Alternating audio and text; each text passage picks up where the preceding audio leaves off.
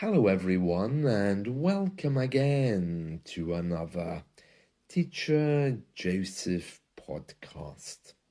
Today we're going to talk about a charity here in the UK which is called Adopt a Grandparent.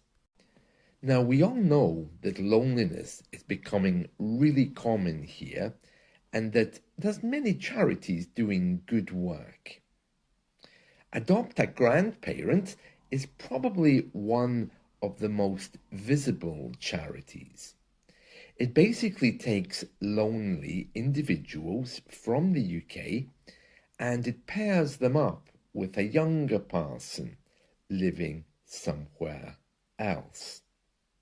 The idea is that if you're socially isolated and you live in the UK, you can basically talk to a volunteer around the world, and it's to help foster or to create intergenerational long-lasting connections. Now this is a really great idea, but of course my British mind is a little bit suspicious. First of all, what if the younger person starts asking the older person for money? In these days of labels and identifying yourself with a sexuality, I'm not sure exactly how innocent these relationships are going to turn out. But in principle, it's a really good idea. The aim is to alleviate feelings of loneliness through companionship. Now, if it's true that 200,000 older people haven't had a conversation with anyone in more than a month, then of course, getting on Zoom and getting on Skype would be a great way to meet people. But for me, I'm thinking, well, I'm not sure, because is there not a fear of some kind of mistrust or betrayal, or even some kind of extortion? I don't know. I love the idea though, and I'm sure the charity does everything it can to protect people. Now it says here that younger people in the UK can also be matched with older people in the UK. And that doesn't sound right to me. It just doesn't sound right that, for example, a 24-year-old boy is given a 74-year-old woman to talk to. According to the article I'm reading here, in this particular case, where a 24-year-old from the UK itself has been talking to a 74-year-old, they've both had conversations that were meaningful. It says here the calls they've had has been a great success, bringing both parties joy and companionship. And it goes on to say that's what this charity is all about.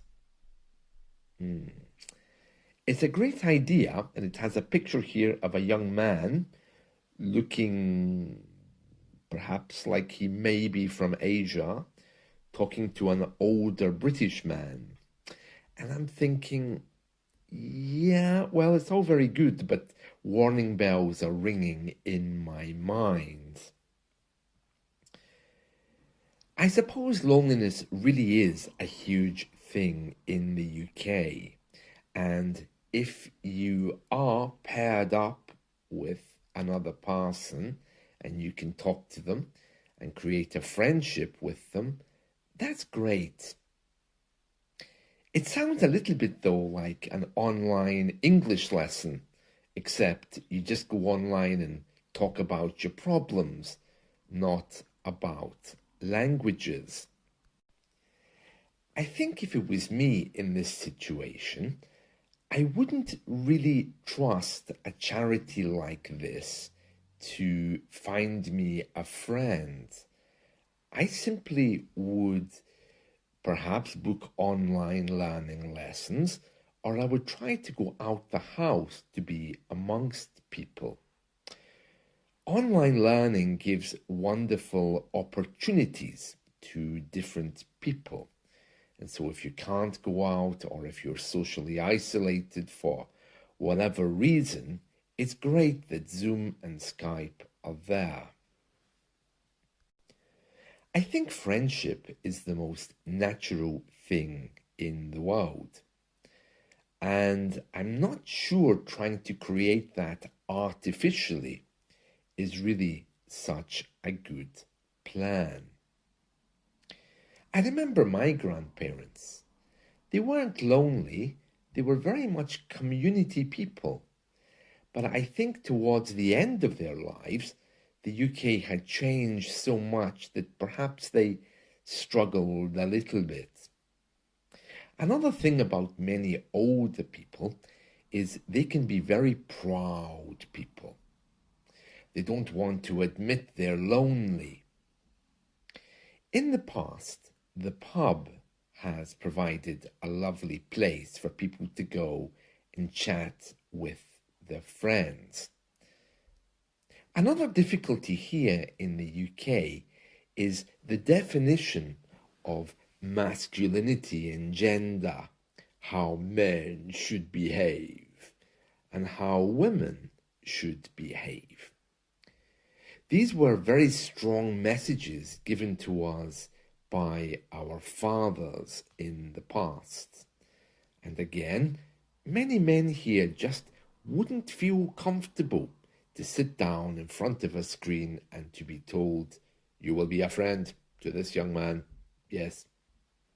It's true that some people will do it and there's no force involved, but again, this really highlights the difficulties in UK culture.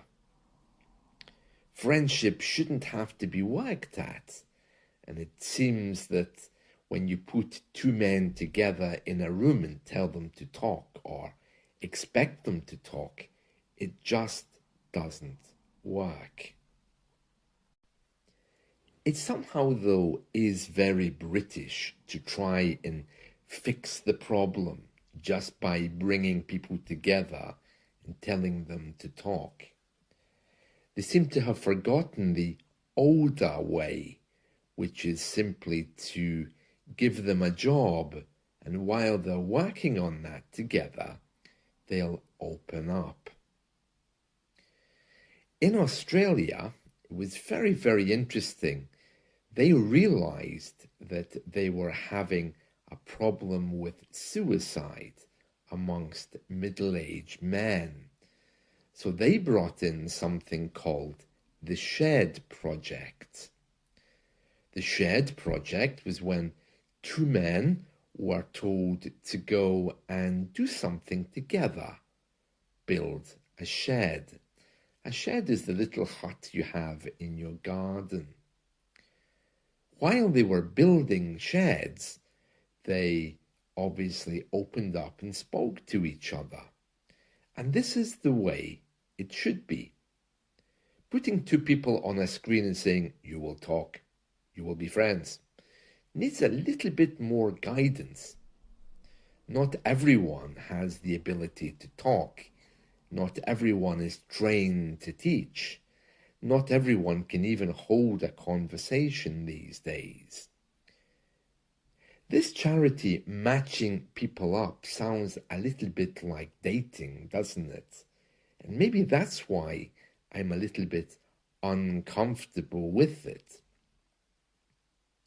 Anyway, whatever the reason, let me go back to my story about Australia.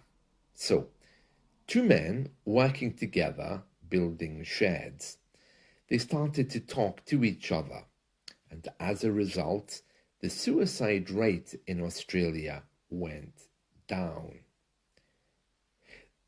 Every house now has a shed, but at least the suicide rate is much easier and better to deal with because it's lower.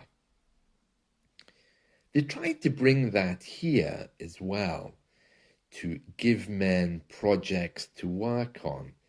But now, because of political correctness, there's less emphasis on men doing things and more emphasis on forcing men to speak.